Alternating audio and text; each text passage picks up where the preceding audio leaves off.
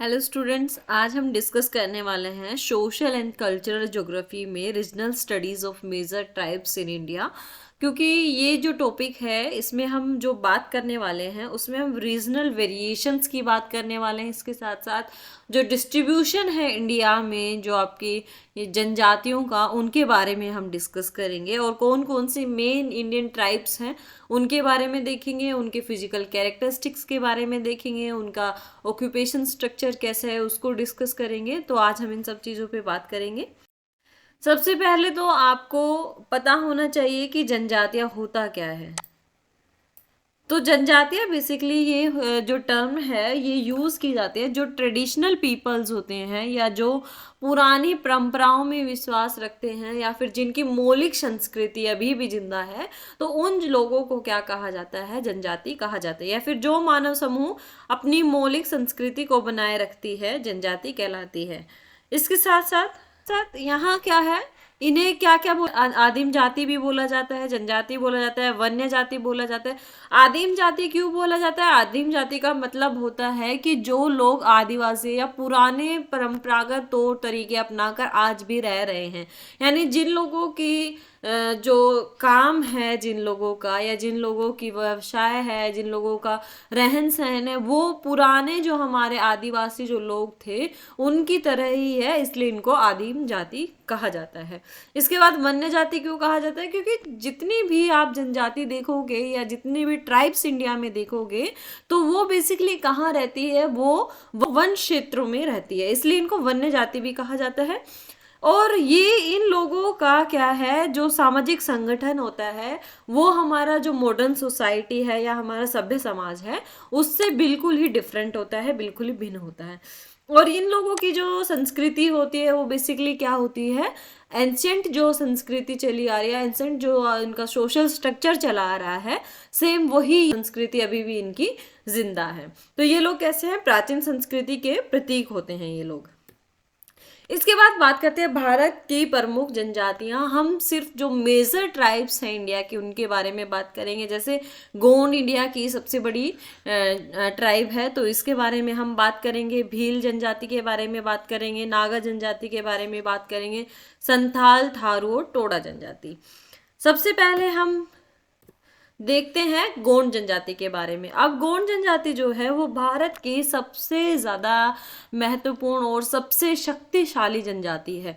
और ये जो जनजाति है बेसिकली ये सबसे जो कह सकते रिचेस्ट इनका कल्चर है। और ये लोग जो है माना जाता है कि बहुत ही स्पष्टवादी होती हैं, यानी डायरेक्ट अपनी चीज़ों को रखना जानते हैं, निर्भय होते हैं, किसी से डरते नहीं हैं, ईमानदार भी होते हैं अपनी चीज़ों को लेके और काफ़ी मेहनती भी होते हैं।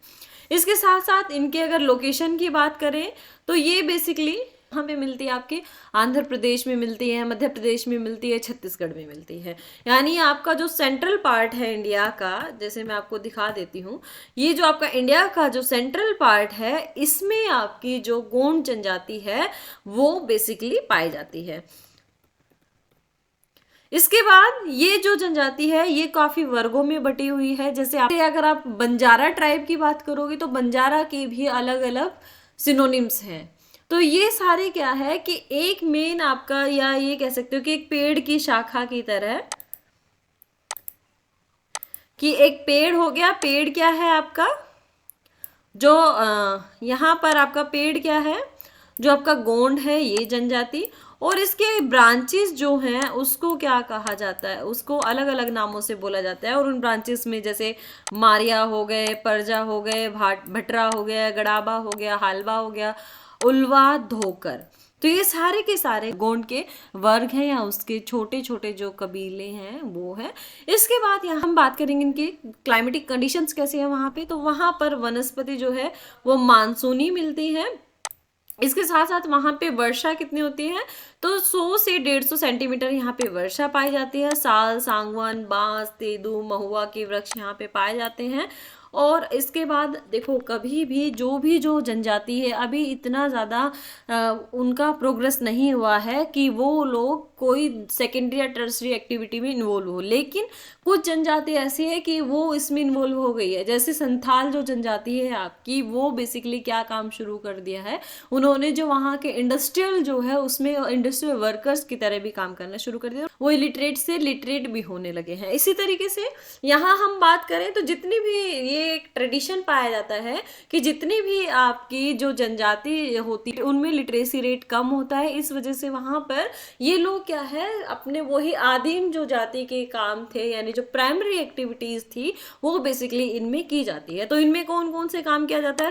स्थानांतरित कृषि यानी जो आपकी बर्न एंड स्लैश एग्रीकल्चर भी जिसको बोला जाता है, या झूम खेती भी इसको बोलते हैं।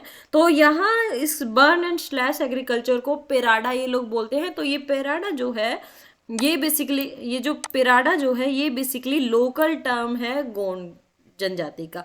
इसके बाद ये लोग गैदरिंग करते हैं यानी संग्रहण करते हैं चीजों को, यानी वन क्षेत्रों में जाकर फलों का, जड़ी बूटियों का, इन सब का संग्रहण करते हैं। इसके बाद ये लोग शिकार करते हैं और शिकार करने की इनकी अपनी एक पद्धति है। वो शिकार कैसे करते हैं? बाड़ा बनाकर और फिर उसमें शिकार ये करते हैं।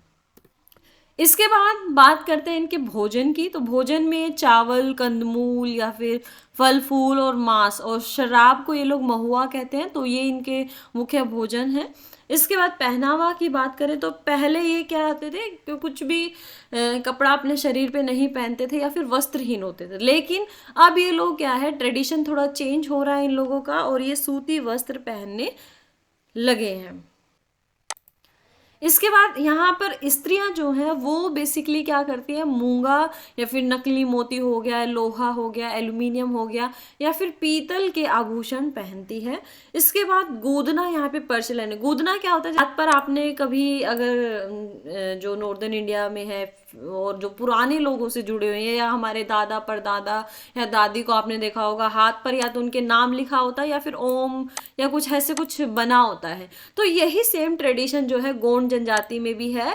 तो ये लोग क्या है अपने शरीर पर वो गोदना प्रचलन में है वहां पे अभी भी। आवास यहाँ पर बांस और लकड़ी की झोपड़ी के अभी भी घर है। गांव का मुखिया जो है उसको बाड़ कहा जाता है और गांव के किनारे गोतुल क्या होते हैं?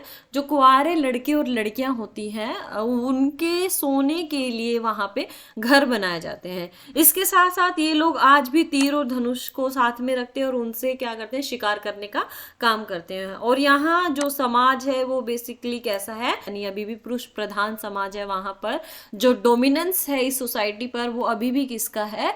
मेल डोमिनेंस सोसाइटी वहां पर अभी भी पाई जाती है। इसके बाद व्यावसायिक रूप में गोंड जनजाति को अगर हम देखें, उनका ऑक्यूपेशनल स्ट्रक्चर की हम बात करें तो ये लोग क्या है, लोहे का जो काम करते हैं उसको अगरिया कहते हैं। यानी जो व्यक्ति लोहे का काम करता है उनको क्या कहा जाता है? यहाँ पे अगरिया कहा जाता है। जो प्रधान होता है वो धार्मिक कार्य करता है। कोयला और भूति से ये क्या करते हैं, नाचने गाने का काम करते हैं। और जो नट लोग हैं वो ये काम करते हैं। इसके बाद ओझा जो है वो पुरोहित का काम करते हैं। फिर इसके बाद यहाँ पे निवास के आधार पर भी जनजातियों का बंटवारा किया गया है। राजगोंड जो है वहां पर भूमि के मालिक होते हैं। धुरगोंड जो है वो कृषक होते हैं।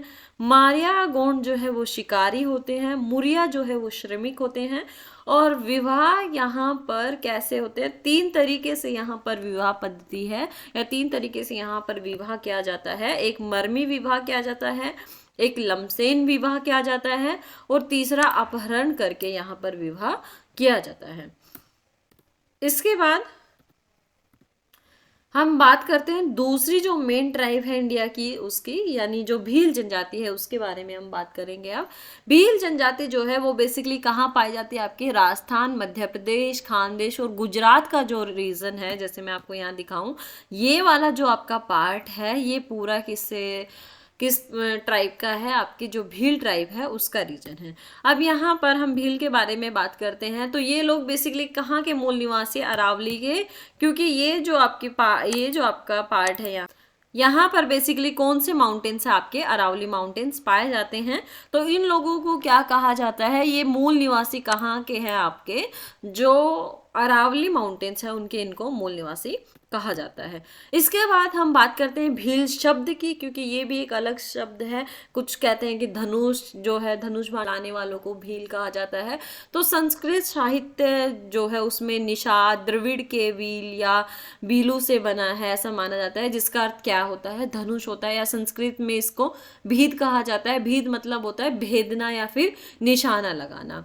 इसके बाद क्या है, ये क्या है, काफी कुशल निशानेबाज है या फिर अच्छे दक्ष निशानेबाज इनको कहा जा सकता है।